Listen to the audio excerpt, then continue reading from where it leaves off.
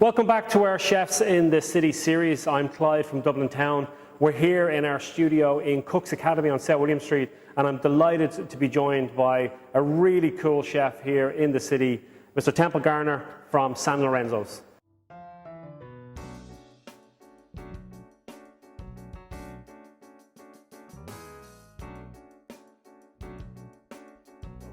So Temple, what are we going to be doing today?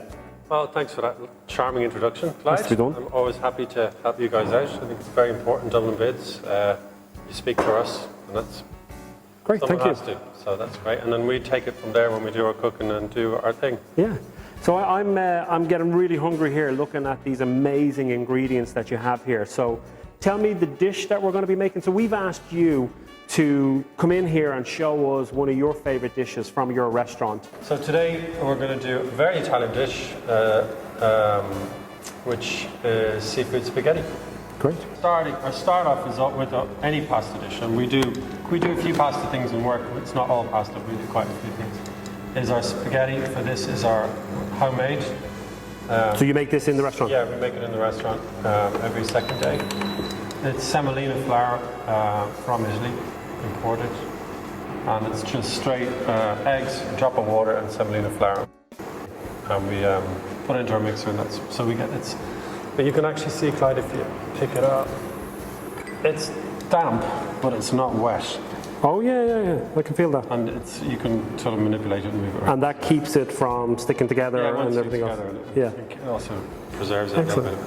So when you're making a dish, there's levels in it, levels of flavour and levels of mechanics of it. So we're going to start off with some garlic and olive oil and some chilli, and then we're going to use our clams here from Sligo, Lissadell Sligo, and these are from Roaring Water Bay from Cork Mussels.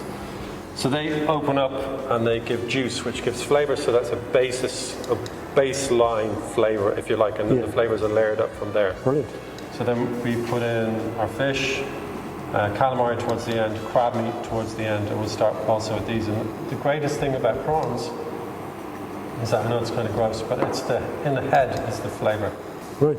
So we're going to actually, when we cook it up, we're going to squash the head a little bit, and the goo is going to come out. And that's kind of gross, but actually it's the flavour, and lobsters are very like that as well. Excellent. So that's the flavour. So that's another layer of flavour. And then we're going to put some white wine, it's a dry white wine. And that's another layer, and then we're going to put in some of our homemade pomodoro tomato sauce, which has been cooked out for about 6 or 8 hours. Wow. Long and slow with Italian plum tomatoes, San Marzano tomatoes. Excellent. And then that adds a little bit more flavour, and then we're going to do something which is criminal in the Italian world. We're going to put some butter in it. Whoa. And we're in Ireland, we're in Dublin, and I like butter. I like what the butter does for us, but in Italy, or in fact, a very good friend of mine, Paulie, who owns Paulie's Pizza, who worked in Naples, would probably be very upset if I put butter into my pastas. But anyway, we're going to do it anyway. And the other thing, and then we're going to finish with a little bit of chopped tomato at the end, just for a little bit of colour, and again, just for a bit of texture, the seasoning. So you've got all these different layers of things that are going into it. It's quite a quick dish. It's 5 minutes, by my mind. Well, let's get right into it then, and we'll see how we put this together. Well, the first thing I'm going to do is I'm just going to chop a little bit of chilli. This is not very strong, and you kind of know that because it's the white part that carries the strength of a chili, the heat. It's not actually the seeds, it's the white. There's very little white in this one. So it's not going to be hot, and we don't want it hot anyway. We just want, I guess, a tickle of heat, that's all. We don't need more than that, because it's not a spicy dish. We don't want it to take away from everything to sort of mold in and melt in together. And if it's too spicy, it's going to be a spicy thing that's going to take away from all the other stuff. Yeah, you want to be able to taste the individual ingredients rather than burn your tongue with a hot spice. I love spicy food anyway. So this is sliced garlic, and this actually, going to just say again, Paulie taught me how to make sliced garlic. That is the only way to slice garlic. Very good. And how do you do that? What do you use? It's on a mandolin. On a mandolin, It's just thin and on the long. Okay, a little bit of garlic oil. And chili, and then we're going to hit it with some mussels. And these were washed earlier, and if they're open like that, you just go like that. See the way it closed? Yeah. These are still alive. Grand, so it holds itself. Yeah. So it's alive, because you don't want to use dead ones. Because the thing with dead ones, they've got a very high bacterial content, and when they're alive, that keeps the content in check. Yeah. And that's how you can eat it. But once they're dead, the bacteria goes bananas. that's when you get sick from seafood. Right. Bit of these in. And I'm just going to put some, you've got to be quite careful with garlic because it does burn. So it's quite a quick thing from here. Now these guys are all going to open up.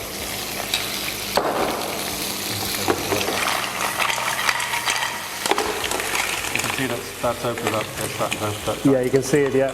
And already the smell, as soon as you added that garlic in there, the smell, you got that Italian iconic smell straight away. I'm just going to turn this right up to the bowl. I'm going to put some fish in now. That's some organic salmon, Fair Island organic salmon. That's some hake, sustainable fish. Some crab meat. That's crab really classic down there. Pretty generic squid. A couple of prawns. All prawns. So I would have seen kind of... Go ahead. So what's going to happen is the juice is going to start coming out from all the mussels and clams and everything else, and that's going to stop the garlic burning. Excellent. Because it takes up, because it was oil and now it's juice. Yeah, you can already see the mussels opening up there. Yeah. But I was going to ask you, I've seen kind of seafood dishes being done before, but I've never seen the addition of the crab meat. Well, again, it's just a flavour thing. I love crab goes an awful long way in flavour terms. Some people put it in, some people wouldn't. This is for them as well, like 100 of it. Okay, so put about, I don't know, half a glass of white wine in there. Yeah. And we'll reduce it down. And the other thing that's quite about this as well, that I remember cooking this for a version of this for Paul Flynn down in the tannery. He came in for lunch. Great. In chef world, you have to cook everything individually so it's perfectly cooked. Yeah. But this way, it's actually, there's an imperfection about it. Yeah. So things are slightly overcooked here, and it's different cooking there. So the fish is cooked through, but all the But even, and we'll just show it up to the camera here, what I'm surprised at is the colour. It's almost like, there's no cream in this, but it almost looks like there's cream in it because you can see what, I suppose that's the prawns that has done that. And it's just the juice and everything, really. Yeah. But the thing is that with Italian cooking, sometimes it's not about having a perfectly cooked mussel. Yeah. It's about the flavour that the mussel brings to the dish. Yeah. So we're reducing that white wine down a little bit. I'd say probably about half. You can see it probably more. Yeah. And that's all down. Bang the smell like that.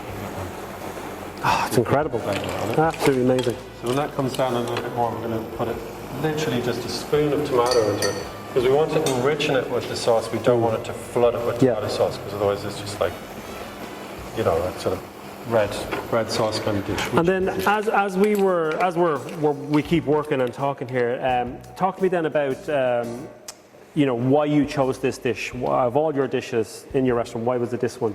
Well, I think visually, to be honest, visually for the camera, it's good. Yeah. You can really see the thing. It's a very real dish with real things that were alive. Yeah. And that are cooked up with flavour. So I guess it exhibits our personality quite well, that we're about flavour.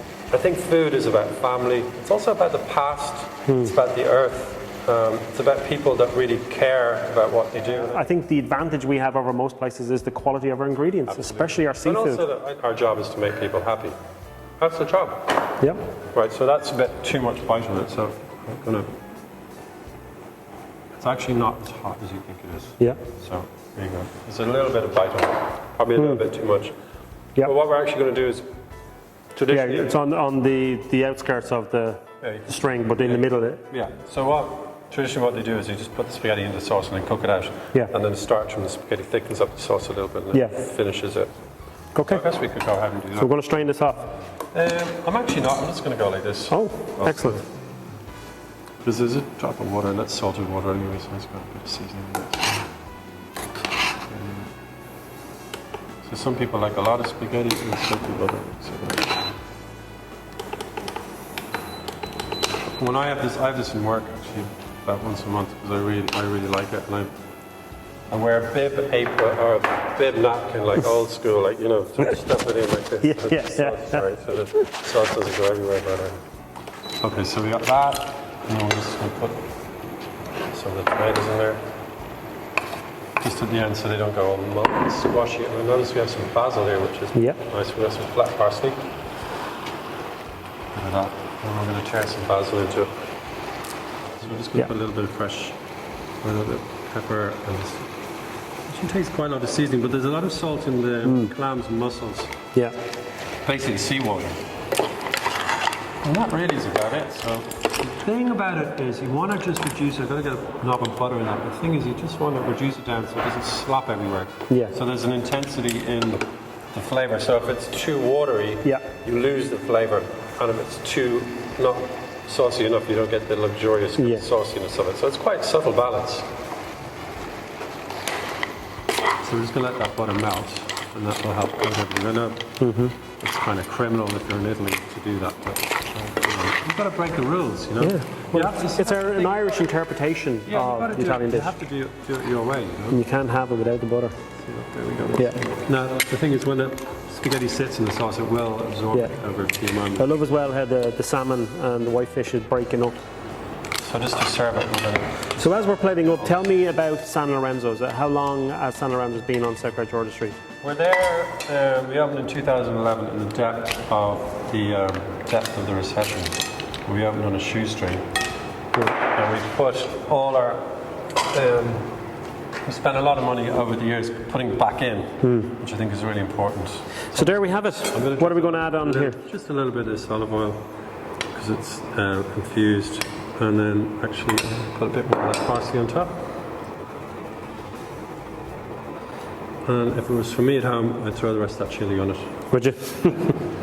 So if you want to get yourself down to San Lorenzo to see how Temple breaks every single rule when it comes to Italian cooking, but still is able to produce... We're very respectful, yeah. But as you can see by the t-shirt, he is a rule breaker anyway. But yeah, this is an amazing dish. We're going to get stuck into this now. Thank you for watching. For more information on all of these, check out DublinTown.ie, and we'll bring you the next series of Chefs in the City very soon. Thanks very much, Lige. It's a pleasure, as always. Deadly. Thank you. Thank you.